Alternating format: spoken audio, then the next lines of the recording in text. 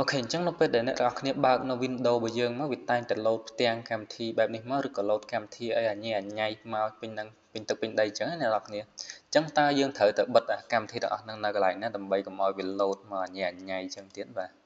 អូខេអញ្ចឹងដើម្បីបិទកម្មវិធីដែលវាតែងតែ load មកគ្រប់ពេលដែលអ្នកទាំងអស់គ្នាបើក Windows ហ្នឹងអញ្ចឹងយើងត្រូវទៅបិទនៅវានៅត្រង់កន្លែង Task Manager នេះអញ្ចឹងយើងចុចមកស្ដាំលើហ្នឹងយើងយកពាក្យថា Task Manager ហ្នឹងមកចឹងឡើយម្ដងទៀតកុំឲ្យលឿនពេកអូខេតោះចឹងយើងយកមកយើងដាក់លើ taskbar យើងចុច right click ហើយយកពាក្យថា task manager ហើយយើងចូលទៅកាន់ start app នេះចឹងបើសិនជាអ្នកនរគ្នា Windows 11ចូលឡើងរូបនាឡិកាមកខ្ញុំអត់ចាំច្បាស់ថារូបនាឡិកាឬក៏រូបធំហ្គាសទេខ្ញុំអត់ចាំទេប៉ុន្តែអ្នកនរគ្នាចុចទៅលើកន្លែងមានតនិចនាឡិកាហ្នឹងចុចមកហើយបន្តទៀតអ្នកនរគ្នាទៅរកកម្មវិធីណាដែលវាបកកែលោតអញញ៉ៃហ្នឹងដូចជាកម្មវិធីនេះជាដើមខ្ញុំចុច disable វាចោលមក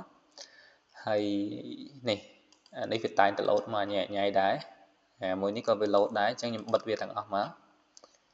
ប៉ុន្តែអ្នកនរគ្នាបិទតែកម្មវិធីមួយចំនួនដែលវា load មកបានកម្មវិធីណាវាដែលមិន load មកមិនបាច់បិទវាទេអញ្ចឹងកម្មវិធីនេះអីខ្ញុំបិទវាព្រោះវាតែ load មកញ៉ៃពេញហ្នឹងទាំងអស់អូខេអញ្ចឹងឥឡូវនេះយើងមិនបាច់ចាំបិទទេដោយសារតែវាអត់ load មកទេកម្មវិធីអត់ហ្នឹងយើងបិទតែកម្មវិធីណាដែលវា load មកទៅបានហើយ